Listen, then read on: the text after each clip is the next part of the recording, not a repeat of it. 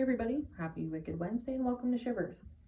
Today we're talking about the folklore of Christmas, and I'm doing a longer presentation tonight over Zoom that is free. So if you want to learn more about the folklore of Christmas, just hop onto that.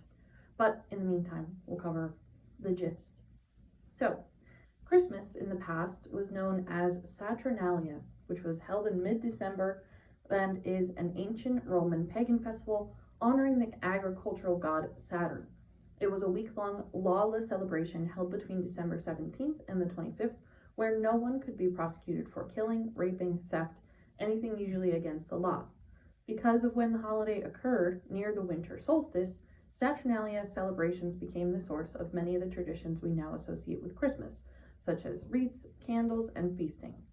Saturnalia was officially banished as a holiday and absorbed into Christmas in 336 AD by Pope Julius I to honor both Jesus and Saturn in one holiday. In terms of gift giving from Saturnalia, schools were closed and criminals were allowed to run rampant, and the wealthy were encouraged to give gifts to the poor in order to avoid robbery. The idea of going down the chimney. In Scottish and English legend, they tell of a tale of helpful household spirit that enters and exits homes at night through the chimney. In the Middle Ages, witches were also thought to pass into the homes through the chimney. In Greece, goblins were known to crawl into homes through the chimney and terrorize the families within. And in America, goblins slipped down chimneys and rewarded good children with oranges and punished naughty ones with a whip. These goblins would watch the families throughout the year and make their judgments on solstice. Thus, the tradition of good or bad news floating down a chimney stuck onto Santa. For Christmas trees, this is probably one of the most known ideas behind sort of folklore of Christmas, but it roots all the way back to the Egyptians, who would fill their homes with green plants to remind the sun to shine once more and bring fruitfulness to the harvest.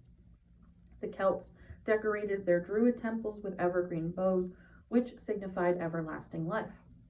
The tree decorating we see today has roots in paganism, where the pagans would bring a wooden tree into the house to keep the earth spirits warm during the cold months. They would hang food and treats from the branches for a spirit to eat, and bells for spirits to chime and show appreciation to the tree owner. A 5-pointed star or a pentagon was usually placed on the top of a tree to represent all 5 elements: earth, air, fire, water, and space. For hanging stockings. In the early 1800s, people would hang their socks and stockings over the fireplace to dry.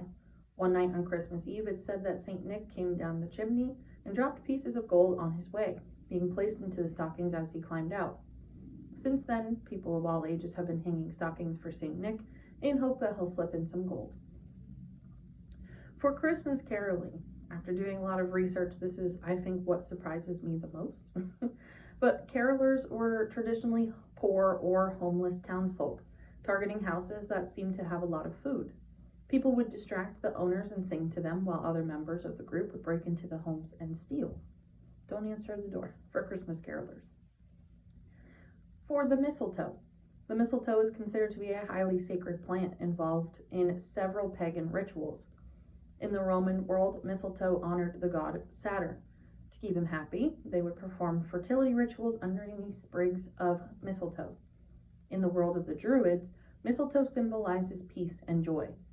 In times of war, if enemies were to meet underneath woodland mistletoe, then they would drop their weapons and form a truce until the next day. Basically, plant of peace. The idea of red and green. Holly plants were the major plants for the season, and the Celts believed that the holly plant brought rebirth and renewal into any places that housed the plant. Thus, people began decorating their homes with holly, decking the halls, and red and green items to simulate the plant. Moving on to elves. In Scandinavian and Germanic folklore, Yule lads or elves were gnomes with magical powers to protect homes from evil spirits during the solstice time. They also used their magical powers to pull pranks on bad people, such as giving them hiccups and bad dreams. It was also believed that if you placed a bowl of porridge in front of your door at night, you'd avoid being the victim of the elves' pranks. Hence the tradition of leaving food out on Christmas Eve, since Santa himself is also technically an elf. They visit homes from December 12th to the 24th to leave presents and play pranks, hence the 12 days of Christmas. In Iceland today, they believe in 13 Yule lads that still rule their holiday season. Each Yule lad has its own personal prank, which is represented by each of their names. Many festivals in Iceland show photos and craft snowmen in the shape of the Yule lads to honor the tradition. If you look them up just on Google, they're really cute. For Santa. So, Santa, St. Nick, we've heard of both. St. Nicholas was an actual living person. He was a monk who traveled from town to town, dispersing his wealth to children and those in need. After his death, the townsfolk honored and celebrated him on December 6th each year by giving gifts and toys to celebration in his name. In 1770, a Dutch family immigrated to America and brought their celebratory traditions with them and a wood carving of St. Nicholas as a round, white-haired man, spreading Sinterklaas, St. Nicholas in Dutch, translated directly to English as Santa Claus, to Americans. In 1822, the well-known tale "'Twas the Night Before Christmas" was written, giving magical powers to the Santa figure, flying with reindeer and going down the chimney. In 1840, the first commercialized Santa was created and displayed at a shopping mall in Philadelphia, bringing people from all over to see the character while also being encouraged to do some shopping. It wasn't until 1940 that the story of Rudolph was born, taking the story of reindeer and accounting for a need for light. Thus, Christmas we know today was truly born. And what we've all been waiting for, Krampus. I have a sign outside of my house that is Merry Krampus. You don't necessarily want to celebrate Krampus, but it brings some spookiness to the season. So, St. Nicholas was said to have a counterpart, a creature named Krampus, a half-man, half-goat creature whose lore was born in Austria as the result of a paganistic practice on the solstice, bringing him to Earth from hell.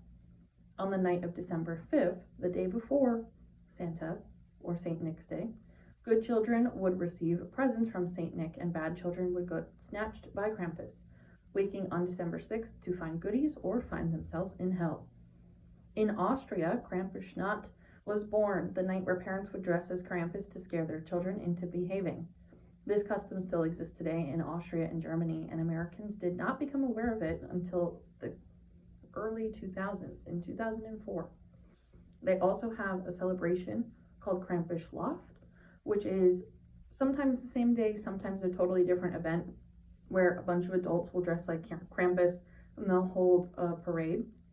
And any child who crosses the threshold between the crowd and the parade will then get chased by Krampus. So Krampusnacht translates to a Krampus run, which is actually kind of scary if you look it up. So, kind of wrapping things up, some of the religious holiday celebrations that we equated from back then to now. The Celts and the Druids, they celebrate Yule and Yuletide. It's more so of a winter solstice celebration, winter solstice being tomorrow, 21st. The pagans celebrated both Yule and Christmas, and of course gave us a lot of the traditions that we have today. The Scottish, they celebrate Christmas mostly in the same way that we do. They believe in Father Christmas more so than they do of St. Nicholas, of Father Christmas being this more magical creature that was never really a human. And instead of baking cookies, the Scottish will make mince pies for Father Christmas. And the Puritans, they previously believed in Yuletide, but they banned it. So really anybody in the Puritan belief never celebrated Christmas, never celebrated Yule, nothing like that. Even though they're big celebrators of Halloween. Very interesting. But that wraps up our talk today on the Folklore of Christmas. Hope you enjoyed. Please check out the Shivers Meetup page for all events, especially new events going into 2024. If you have any recommendations on things you'd like to hear, people like to have on here, please let me know. If you are also doing some last minute shopping, either for yourself or for anybody that you like to buy gifts for, please check out my book, Burn Her Down, available on Amazon, and send me a message if you're interested. Thanks.